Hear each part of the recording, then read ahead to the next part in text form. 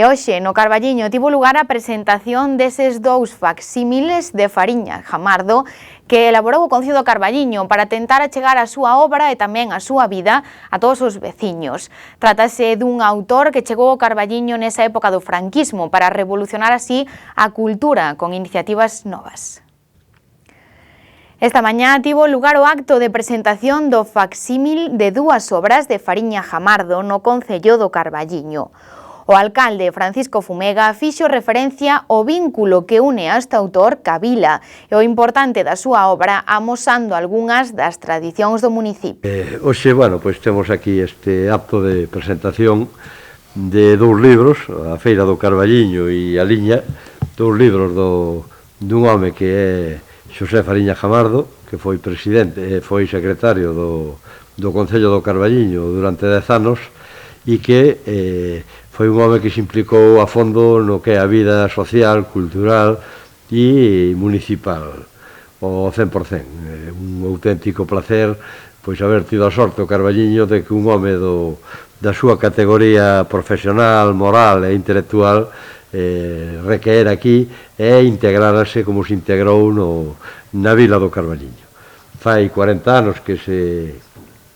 editou a Feira do Carballiño, unha edición compartida ou cofinanciada pola Diputación e o Concello do Carballiño, e un tempo antes pois presentou a novela A Liña, unha novela que relata dunha maneira moi empática o que é a viaxe do Carballiño a Ribadavia, parando no Porto de Eguas, falando das características do Porto de Eguas, pero sobre todo dos paisanos e da paisanaxe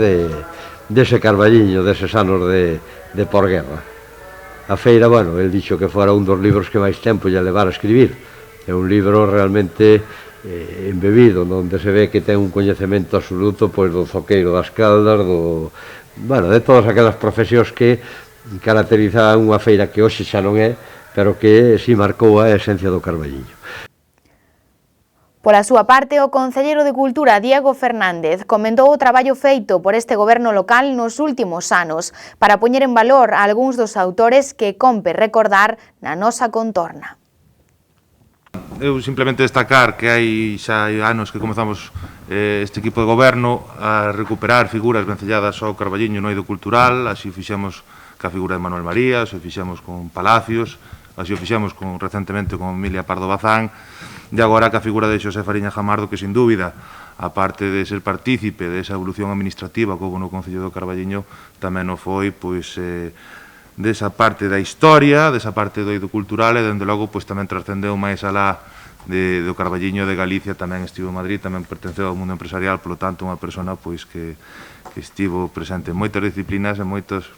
que despois tamén pasou a formar parte pois xa da memoria de moitos carballiñeses, pero que hoxe en día compre recordar, e a nosa intención é achegar a vida e a obra de Xosé Fariña Jamardo aos veciños e veciñas do Carballiño, tamén a todo o mundo que se... José Luis Obrado, por parte do Centro de Estudos Chamoso Lamas, destacou a necesidade e importancia deste proxecto, esperando que teña continuidade no tempo. É un proxecto que, necesario, merecido, e aparte deso que esperemos que teña unha continuidade no tempo, porque é verdade que, como di Diego, que nese proceso de recuperación de figuras, sobre todo o mundo literario do Carballiño, hai moito que andar, porque, aparte de Fariña, do que se fixo este ano co Pardo Bazán, ou de outras experiencias que, como relatou Diego, se levan feito, queda moita xente aínda por recordar, e, sobre todo, para poñer en valor o que en realidade foi a vila e o Concello do Carballiño ao longo destes 150 anos dos últimos anos, non? Sobrado falounos tamén da chegada de Fariña Jamardo ao Carballiño e a súa pretensión de facer cultura de xeito diferente, tratándose dunha época franquista e creando o concurso de Tasca e Literatura. Fariña Jamardo pois é un home que chega ao Carballiño como secretario do Concello. Ele é natural de Caldas de Reis, outra vila tamén balnearia como o Carballiño naquele momento.